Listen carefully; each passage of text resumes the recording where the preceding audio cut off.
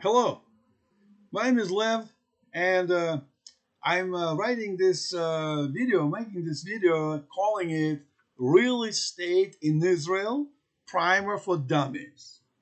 And the reason I do this because my wife and I made Aliyah to Israel from US about 4 years ago. Today is 2021, October 21st, 2021. And why the date is important is because in Israel, the law changes continuously. So whatever I tell you now may not be applicable or may not be exactly applicable 1 hour from now. You never know in Israel. But I wanted to reflect what I find for the real estate on our own experience. We made it 4 years ago, and this is what we found as far as apartments, houses, feedback from my personal experience.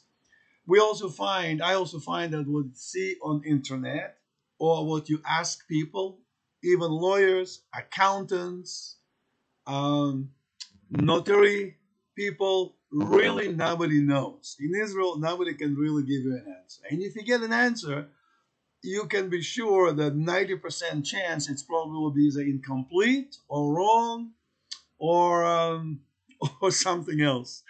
So you really have to find very, very knowledgeable attorney, usually not the accountant necessarily, but attorney that knows all the details about real estate in Israel. To find real knowledgeable attorney is also very difficult for different reasons, perhaps. Israelis are very emotional, high-tempered people. I guess Mediterranean climate, hot blood. So when you find attorney, in my experience, you have only a few minutes to ask the question, even if you pay for the visit. People are impatient, and if you ask the question slowly, a couple of times, I don't understand. After 5 or 10 minutes, they lose patience with you. So it's very difficult to find information. You probably can find somebody knowledgeable. I found in my experience it's virtually impossible.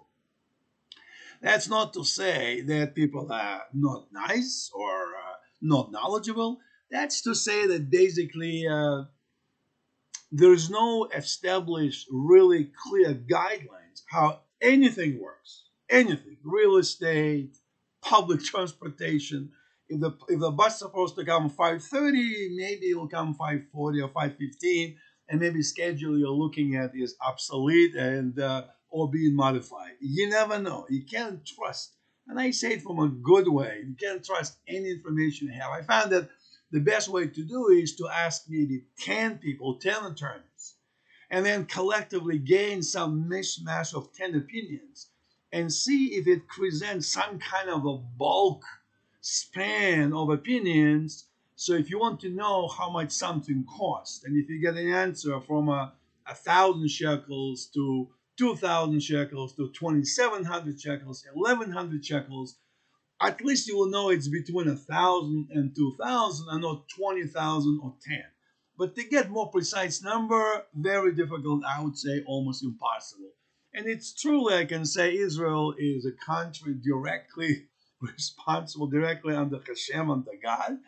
And how many things work here is really by miracle. I personally convinced. And you have to, after you do your due diligence, just put your trust in God and hope that what you learn is correct and you don't have some prize.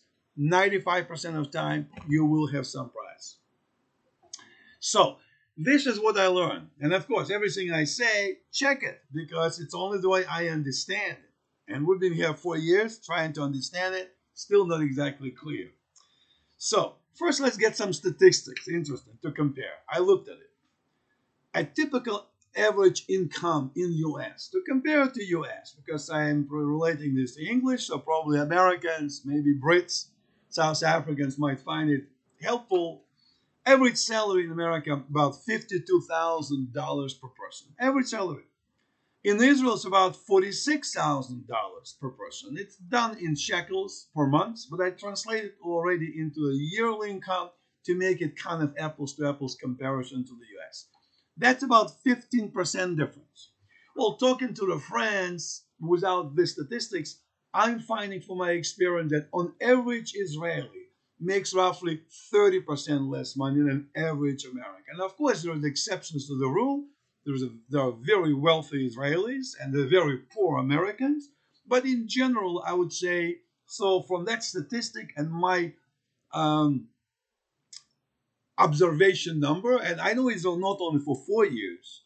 I've been coming to Israel for almost 30 some years before we made Aliyah. So I'm probably presenting some information that I'm not really just learning from occasional contact, but from the extensive time. My observations of people, um, logistics, life every day on the street, not just as a tourist coming for 2 weeks and living, but somebody who actually has been living in Israel and getting day to day in contact at the store, on the buses, on the trains, or talking to lawyers, talking to accountants. All the information, if you have a patience to the infinity, you can make it very nicely in Israel. But if you don't have infinite patience, you better be prepared for some rough turbulence. Okay. Now, also interesting statistics. Of course, nothing new here. You can find it probably on the internet, but 330 million people is a population of US. Approximately, I'm rounding, 10 million people population in Israel. US is 10 million square kilometers. Israel is 22,000 square kilometers. That translates on density of population approximately 30, and I'm rounding numbers just to make it simpler. 30 people per square kilometer in the US and 500 people per square kilometer in Israel. That's approximately, say, 20 times more density. So people are like sardines in Israel. So if Israel is the 51st state of US, it's probably more similar to New Jersey and not really North Dakota. There is also a difference in the south, from Beersheba and further south. There's a desert and density of population a lot less. In the central area, Tel Aviv, Jerusalem, density is much higher. But the average density overall is 20 times less in Israel, in America, than it is in Israel. Okay, let's talk about real estate now. So an average house, if you look at the census on statistics, an average house in the US is approximately $400,000.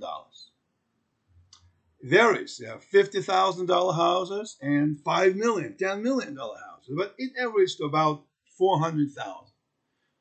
In Israel, an average house is translated from roughly 1.5 million shekels, which is shekel to dollar, is approximately 3 shekels is $1. It's a little bit more, 3.3, 3.5 used to be, but I'm using 3 to make a simplified, simple number to remember.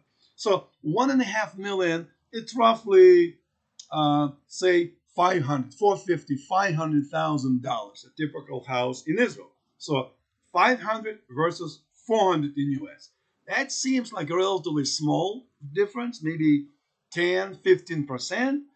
But for that average price, the same $450,000 house in Israel is a small hut on the island as comparing to average $400,000 house in America. In America, $400,000 house somewhere in Georgia, somewhere in the mid country, will get you a mansion with perhaps 2,000, 2,500, 3,000 square feet. Square feet to meters is 1 to 10, so it's roughly 200 square meters. In Israel, to get a 200 square meters house, you probably will pay, and in Tel Aviv area, maybe $1 million, or maybe more than $2 million. So a lot more expensive the housing of the same quality as it is on US. You can get cheaper houses. In other words, if you sell your American house for in Middle Georgia, in Atlanta, for $400,000, take this $400,000 and move it into Israel, and buy something here.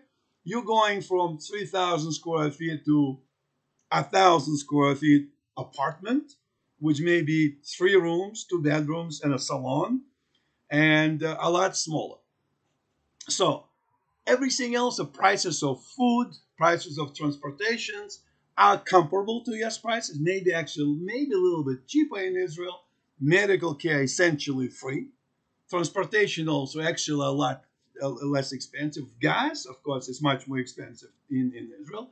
But overall, your main living expenses are less substantial, less. Medical care being essentially free is a big thing.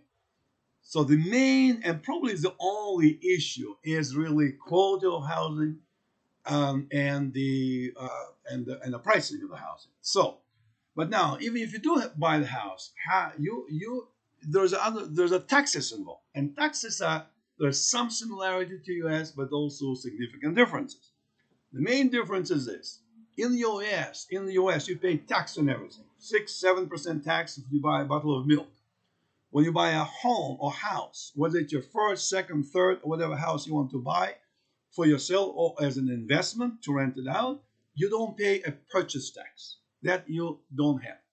If you buy a house and then eventually sell it, not your own home, but additional property, you pay capital gain tax in America. You buy something for $500,000, sell it for $600,000, you'll pay a tax, capital gain tax, which I don't know what's America, but I think it's maybe 15-20%, depending on your tax bracket, on the capital gain tax. In Israel, you pay capital gain tax on a property that you sell, on your investment property that you sell after you purchased it, and you also buy purchase tax. The purchase tax recently was 8%. It was recently lowered. I jotted it down. In July of 2020, last year, it was lowered to 5%. Perhaps COVID and issues with jobs, the government pushed the prices, purchase tax on housing in Israel down to 5%. You never know. There's a talk right now that in a couple of months, as we're all in 2022, it might go back up again. COVID is going down, prices going back up. Overall, you definitely can generally say U.S. is capitalist system overall. Of course, as we know, things are changing even in U.S., becoming more towards socialistic structure, but slowly. In Israel, it's primarily socialist country, so to speak. Both countries democratic, but the financial system represents more so. In other words, in America, it seems to me, this is just my feedback, is the society, the government, the manner of things encourages investment. Willing and dealing is a good thing in America. In Israel, you can invest, but you are a little bit hampered by your ability to invest. In other words, the logic here, if you're rich and you're investing, share some of your profit with other people.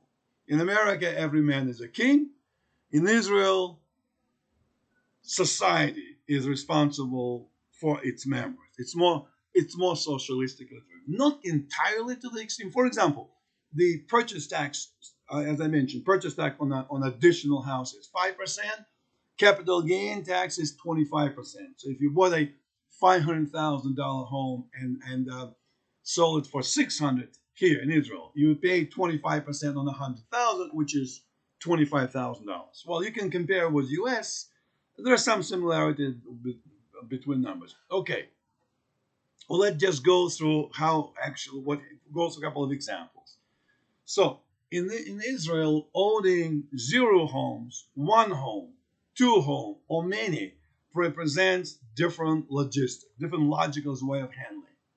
And it also depends on the time, when do you buy it and how long you keep it before you sell it. And also, of course, on the current rate of the purchasing tax or capital gain tax, which changes very often, a lot more frequently than it is, I think, in the U.S. So let's go through example number 1. Let's say the young man or young lady just living with the parents and getting married or on her own, wants to become on her own and buys hers or his first home in Israel. In Israel, they also have 1.7 million shekels, which is roughly a little bit over $500,000. Under 1.7 million shekels, and under 1.7 million shekels is probably a typical home for more or less average person. That is the 5% purchase tax, but you don't pay it if it's your first home.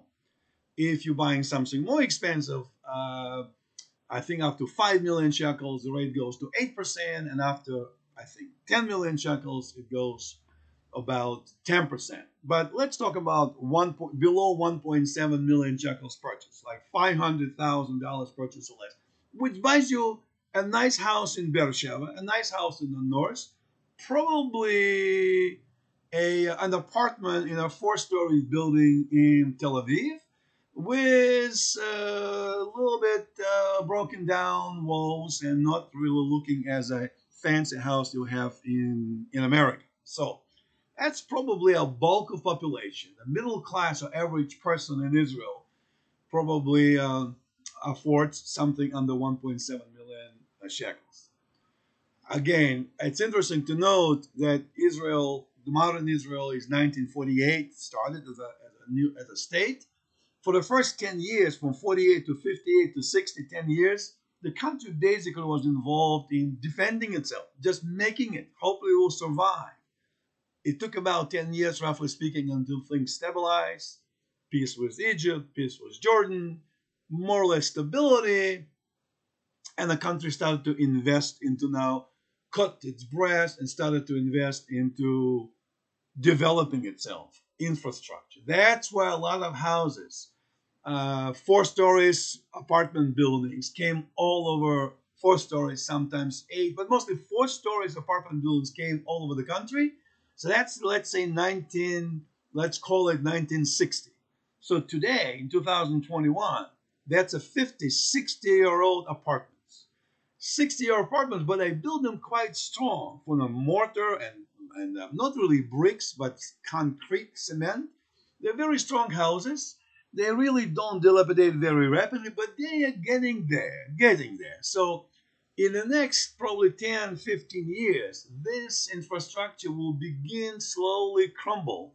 And you can see a lot of new developments. They call it in Hebrew, pinui binui. A lot of projects knock down the old 50, 60-year-old housings and build up 20, 30 stories apartment high-rise buildings. The country becomes more modernized in front of our eyes. So in my assessment, in the next 10, 20 years, that overall look of average Israel as a 4-story apartment building area will start looking more like 7, 8 stories, cottages, apartment buildings, 20, 30 stories, high-rise buildings, becomes much more modern countries. That presents a lot of opportunity for investment. And that is happening. The price of real estate is increasing continuously with occasional slowdowns, but overall trend is, in my assessment, perfect for investment. To give you an example, apartment that I bought in Israel for $70,000 about 20 years ago, that's roughly 300,000 shekels. Today is about double of that, 600, maybe 700,000 shekels, maybe 2.5 times in 20 years. So you can calculate yourself. And that's not a very expensive apartment. It's kind of rinky-dinky apartment even by the Israeli standards.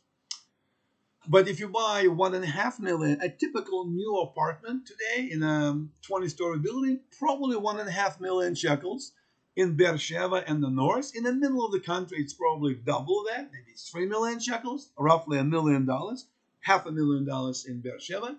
And that apartment, if you buy for 1.5 million today, I would say in 2 or 3 years will cost 2 million shekels. And people do that. They buy this $1.5 million apartment, sell it 3 years later, and pocket 500,000 shekels, approximately. How long it will last, nobody knows. But my feeling it will last for a while because the housing are crumbling and new infrastructure would have to replace it. How does government come in? Because who has the money? If you own a rinky-dinky apartment and it crumbles, who's going to give you the money to buy more expensive if you don't have it? Government comes to certain subsidies, so it becomes more complicated. And it puts a little tweak in my simplified explanation. But anyway, that's a trend. So let's go back to my example. So a person bought his first house. I have my little cheat sheet that I'm looking at. So, and it's under 1.7 million shekels. Let's say it's a 700,000 shekels, $250,000. Pays no purchase tax. Obviously, there's no capital gain tax because nothing has been sold. Let's say the person now, my next example, wants to become an investor. he or she lives in the house, in an apartment. Usually, an apartment will be used in Israel that they own. It's like a prime residence, although even definition of prime residency is different, I think, in Israel versus America. In America, I think it's important what specifically is your primary residence. In Israel, it's more how many houses do you own, not necessarily. I need to check that. Maybe I'm not exactly correct on that, but it seems to me, from what most, not all, most lawyers told me that I spoke with, as long as if you own zero apartments, one or two or many, rules apply to you how many you own. If you're going from two apartments to three, or from two to one, or from one to two, or two to zero, certain rules apply, but not which of these apartments specifically, which address is your prime residency and which one is your investment residency. Some lawyers in Israel probably will correct that statement. They will say, no, it's important in which you specifically live. And if the government wants to check when you do a transaction, they'll find out that you're paying your electric utilities in this apartment, so you live here. That's your prime residence. And if you're renting that particular apartment, number B, and somebody else lives in it that you're renting to, and all the electric, water, gas, and arnona, which is a real estate, which is a taxes you pay monthly, that is on somebody else, on the renter, then that is your investment properties. You can't claim that's your primary and that is your investment. That's what I heard. Some alternative opinions were, but it seemed to me the majority of people, majority of lawyers I spoke with, tend to say doesn't matter what your primary residence, as long as you have one apartment and you live there, that's your residence. If you have two apartments, one of them your primary, you live in, a second one is your investment. So we discussed about the first purchase. You buy and you pay today 5%. Today, 5%. In a couple of months, in 2022, it probably will be 8% or maybe 10. Who knows? Right now, let's say 5%. So if we bought a 700,000 shekels apartment, you pay 5 times that, 35,000 shekels, which is roughly what, 10 grand, $10,000 on the purchase price. Nothing like that happens in U.S. There's no purchase tax on the real estate. In Israel, there is. Just like it is on milk and potatoes, it is also on houses. So the guy now lives in this apartment and then he wants to buy another one. If he buys a second apartment, you buy it, let's say, for 1,000,000 shekels, you pay 5%, 50,000 shekels tax, purchase tax. You buy then the third apartment, 5% on that. Fourth apartment, 5%. Then you keep buying, you just simply pay 5%. And of course, if the law changes from 5 to 8, or 7 or 9 or 10, you pay that. Purchase tax, roughly 5% today. Let's say now you want to divest. Let's say, example, you have one house. You live in it. You sell it and you move back with your parents. You sell it for you bought it for 700,000 shekel. Sell it for 1,000,000 shekel, for example. You gain 300,000 shekels, but there's no capital gain tax if it's your only house. Doesn't matter how much money you made. You pay no capital gain tax. It's your prime residence. You move with your parents. You put the money in the bank. You made 300,000 shekel. However, the rule is you must have that applies only if you live in this apartment for at least a year. In other words, you established it as your residence. If you live there for less than a year, so in other words, if you live with your parents, you buy apartment 700,000 shekels, and you sell it 2 months later for 1,000,000, then you'll pay a 25%, not 25% tax on the capital gain, because now you're a speculator. You're bloodsucker from the society. As Israelis, I guess socialistic views will look at it, and share the wealth, spread the wealth with other people. You will be hit with 25% capital gain tax. So if you wait for a year, well, then of course, if you waited and you live there, it's your home. After a year you sold it, that's a different story. So you have to live there for some. In America, I think there's a similar law, but I think it's 2 years instead of 1 year, if I'm not mistaken. Okay, well, let's go next example. Let's say the person, the guy who bought his house and bought the second house wants to sell the second house. Again, I have one house apartment today. I bought another one and I sell it. Not even doesn't matter when. Within 2 months or within 2 years, I pay 25% capital gain because now one apartment is mine. I sell the second one. I'm an investor. I'm a high roller. I'm a business guy. 25% on capital gain. If I have 3 houses and sell one, and I have now 2, I sell the house, capital gain. If I have 3 houses, sold 2, pay capital gain on each of them. I believe on each of them, as long as I don't sell my last one. All right, next example. What if you want to upgrade myself? So I have a house that I bought for 700,000 shekels, $250,000 roughly, and I want to move to fancier one. Let's say for a 1 million shekel house. So there's 2 ways of doing this. I can simply buy it and live there, and then sell my own home in which I live. Or I can first sell it, live with my parents, and then buy another one. So if I do, okay, I live in one house, buy another one. Now I have 2 houses. The law is like this. If I sell my first house within 12 months, I will not pay purchase tax on the second house, nor will I pay sales capital gain tax on the first house that I sold within 12 months. The idea is that I'm doing it quickly. I bought a new house, sold my old house. And the whole idea was I just want to upgrade my own living. I'm not an investor. I just want to live in a better house. So if I wait more than 12 months, if I buy the house and I wait 2 years or 3 years, now I will have to so I have one house. I buy the second one. And 2 years later, I sell my first house. Not quickly, not within a year. Then they'll hit me with I'll have a letter from the Department of Taxes that I have to pay 5% on the second house I bought, and 25% capital gain tax on another house that I sold. Let's say I bought second for 1 million. I pay 50,000 shekels, 5% on that as a purchase tax. And my first home that I initially bought for 700 and sold, let's say for 800, I will have to pay 25% on 100,000 shekels gain, 25,000 shekels, because now I am kind of investor.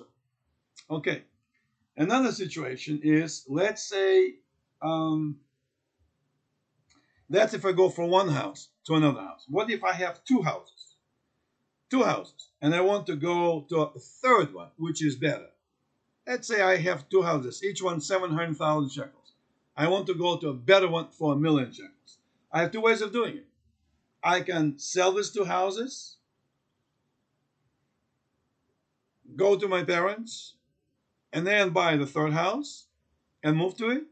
Or I can buy the third house and then move into it and then sell the first and the second house. You probably guessed it already from my previous presentation. So in the first scenario, I have 2 houses. Sell one. Now I have one house. When I sold the first house, of course, if I know, the second house is my investment. So if I sold that, I have to pay capital gain tax on that, 25%.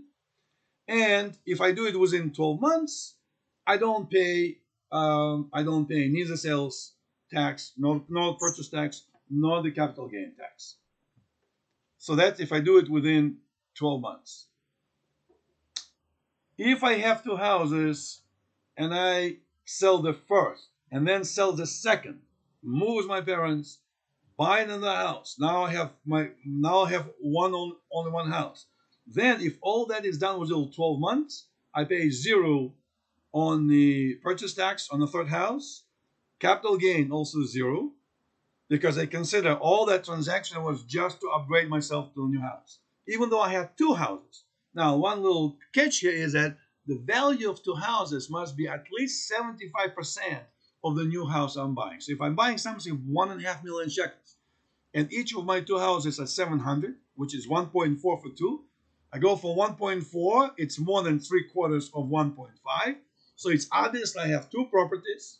I sell them and I buy one more. That just improving my standard of living, no sales gain, no purchase tax. But if it's less than 75%, let's say I'm buying a 5 million, 4 million shekels house, and I sold those two, 7 and 7, 1.4 million. So I go from two 1.4 million sale into 5 million, maybe adding some money for my pocket. Now it's not exactly looked as a just moving up. It's moving too much. So in this case, if I do that, the rules are different. Not sure exactly what the rules are, but I think I'll end up paying purchase tax on the third houses and capital gain on the first two houses as well. Not sure about this, but I think that's maybe how it's going to work. And finally, okay, replaying back to the scenario of the two houses. I have two houses, one I live and one I'm renting out. I sell one, then sell the second one. I don't have anything. I buy one house within 12 months, no purchase tax, no capital gains. If it's more than 12 months, purchase tax and capital gain on the first two, as I mentioned. But if I have two houses, I only sell one and then buy another house. Now I have two houses, and then I sell my original first house back to one house. That the rules are similar. If all that transaction happens within 12 months, no purchase tax, no sales gain tax. But if it's more than 12 months, back to the same idea. I'll have to pay purchase tax on the new house that I'm buying and the sales gains, but now only on the last house that I sold. On the last sale. So I have two houses, sell the first one, buy a new one, sell my remaining house. I have to pay sales tax if it's more than 12 months on the first house I sold. So if I have an example, I have one house I bought in 1998 and another house is 2018. From 1998 to 2021, it accumulated, it's much more expensive. So if I sell that, there'll be a lot of capital gain tax on that. The second house that I have is I bought it, let's say, for 700, and now it's worth 720. So capital gain on only 20,000 shekels is very small. So if I have two houses, I would want to sell my second one, more newer house first, and be subject to capital gain on the 20,000 shekels difference, instead of selling my first house, which I bought for 300,000 shekels and sold for 700,000 shekels. So capital gain will be 25% on the difference of 400,000 shekels, a lot more. Now, of course, there's some opinions I hear that, wait a minute, I don't have a choice which one to sell. If I live in this one, that's my prime residence. If I'm renting this one out, and that's, of course, I'm selling. Because it will be difficult for me, I can, of course, sell the house in which I live, my prime residence, move with my parents, and continue owning a second house and renting it out. So that gets a little bit more, I guess, complicated, but now following my logic, you can sort of make a tabulation and basically see what happens, how do you get impacted. So, okay, now I'll repeat all that again.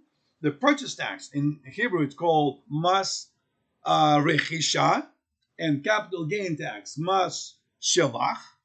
Those taxes, purchase tax, mas rechisha is 5%, capital gain tax, mas shevach is 25% currently. And like I said, if you own no houses, buy new, don't pay anything. If you own one house and buy another one as investment, purchase tax 5% on that. If you own several houses and you want to sell one or more than one, you sell it, and whatever capital gain you materialize, you will have to pay 25% of that, unless you do this multiple transactions within 12 months and end up in only one home. Then all these transactions together wouldn't hit you for purchase tax or capital gain tax. Essentially, you will be exempt from all of that. So if you own, I guess, in the next scenario, you have 5 houses, live in one and own 4, renting them out and making rental income.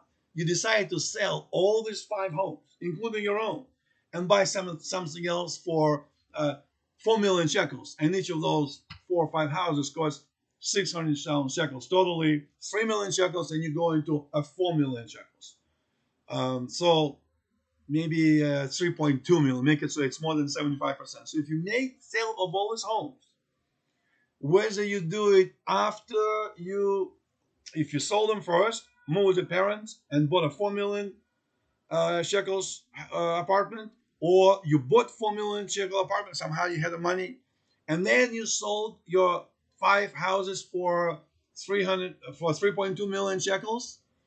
Doesn't matter in which sequence you do that. As long as they did all that within 12 months, you will not pay purchase tax on the 4 million shekel house, and you will not pay capital gain on any of your 5 houses that you have sold because you're moving to one. But if you buy not one but two, or if you keep one of those 5 and only sell 4 to move into the one, then it becomes a business investment transaction. That's not your residence. You don't do it. You don't do it to improve your own standard of living. You still live in the same house.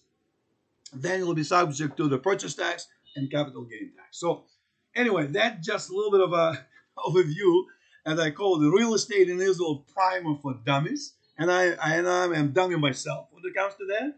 Again, all this is non-official. I'm an engineer, not a lawyer, not an accountant. Don't know anything about legal things in accounting, but that's what I learned just from my own experience. We have bought and sold a couple of houses in Israel. Unfortunately, not because of big rollers investors, but because we made mistakes. We thought it was a nice, quiet, good area, and after we bought it, it turned out to be that right across the playground. And also be aware when you're buying an apartment, if you're Americans, if you look and you're used to quietness, when you buy something in Israel, make sure, because Israeli American construction mentality of the community is you have a living area, housing area, apartments or houses there. Somewhere further, people are busing kids. The playground will be somewhere in the park. The school will be somewhere further away. The synagogue or the church also will be away from a house. So when you open them the door from your house or apartment, it's usually quiet. Americans are not very loud typically. In Israel, the idea is completely different. If a new area being developed, municipality will enforce the rules that if you have a new area, let's say 5, 6 houses as a new, or 10 houses, become a block. Within this area must be, will have the children, must be a school. They have to play, must be a playground. And people need to pray within walking distance, that must be a synagogue. Example, in Beersheba, 250,000 people. And there's approximately 250 to 250 synagogues. So people don't have to drive to the synagogue. Okay, it's Hatz Chalila. They would say in Israel, you don't drive on Shabbat to the synagogue. You walk there. Maybe a block or 2, maybe 3 at the most. So because of that, within the construction, within the new block of people living, you have a playground right in the middle, you have a school right in the middle, and you have a synagogue right in the middle. And if you have a school right in the middle, that means in the morning, if you wake up and sit on your balcony with a cup of coffee, you hear the bell ring, bing, kids going to school. And after school, kids will be coming playing football, soccer, and yelling and screaming. And Israeli kids don't scream like American kids. You go, ee, out, very loud, very disruptive. Free. They're free society. That's how the parents and society looks at it. And that's true to a certain extent. So when you buy something, you want to make sure if you have a playground right across of you, you probably will not have a very sleepy night. You have a school across of you, it probably will be a better night for you because during the day it might be bells ringing and kids playing during the breaks, but at least at night, school is not in progress. But if school is not in progress and you have a basketball courts, at night, kids can climb over the fence and just play basketball there, using it as a playground. So it's another way how to want to arrange your day-to-day life. If you want to, it's not a South Dakota, North Dakota. You can sit there and listen to the birds singing. You hear a lot of people screaming and yelling. And it's not that easy to find a place that is nice and quiet. It's a very different society. In this real estate primer, I didn't talk about the social structure. I basically talk about kind of financially. How do you buy properties? If you buy a property in Tel Aviv, in Jerusalem, forget about nice sleepy nights. You'll hear the buses, you'll hear the people screaming, you'll hear Israelis from one side of the street to another one. Hey, Chaim, how things are going? Can I get the key? I have to go back. I have to go to the store, buy some milk. You will hear that. If you go to the south or extreme north, Beersheba further south, you'll less of that, but even then, you're probably subject to this disruption if you really don't know. So before you buy, you probably should go sometimes a couple of nights during the day, during Shabbat, during the week. You stand there, talk to the neighbors to see who lives below. So you don't have a neighbor that playing music at 2 o'clock in the morning for you, or kids playing on the playground, or yelling and screaming. To avoid that, you have to do a lot of research work to understand where you settle. And if you prepare to do all that, you'll be very happy and content and fit to Israeli society very, very nicely. So any questions, you can, I don't know if you can ask me the questions. I don't think it's a point to ask me a question because I probably wouldn't know any details. You need to talk to the lawyer. And like I said, personally, I was even thinking to make an appointment with a Office of Taxes Department, because I figure when they send you the letter that you own 5% taxes on a purchase that you didn't do, who calculates these numbers? There must be some lawyers that work for the government. They actually know something about these numbers. How to get to those lawyers, I have no idea. I thought to make an appointment with a minister of the taxes, and maybe they can point out. But again, in my experience, even if you make an appointment, the person you asking himself or herself just punching numbers on the computer doesn't know why is it 5% or 7% or 8%. So it's not that easy to get information. They say, of course, we only have one law in Israel, Jewish law, Torah. But Torah doesn't give you all the details of modern life or calculations. So modern law in Israel basically is the extension of the past social structure law by the British and by the Turks. So collectively, that past situation still flushing down to today's reality. And then there's some regulation. Each municipality has some regulations. I don't know if you call it the law or procedure. So to find out to have a book that says, this is volume number 7, chapter 5, paragraph 2, according to this, and this, that's not commonly happen. And like I mentioned, if you go to a lawyer, lawyers that you're doing buying and selling apartments know how to handle things between you and the seller or between you and the buyer if you are selling your apartment. They know how, and it's also not like in America. You pay down payment, $1,000, $2,000, and the closing is set a month from now. You come to the closing and everything is done. You pay the money, taxes get transferred, real estate agent gets paid, all that handled in the table for half an hour. It's not like that.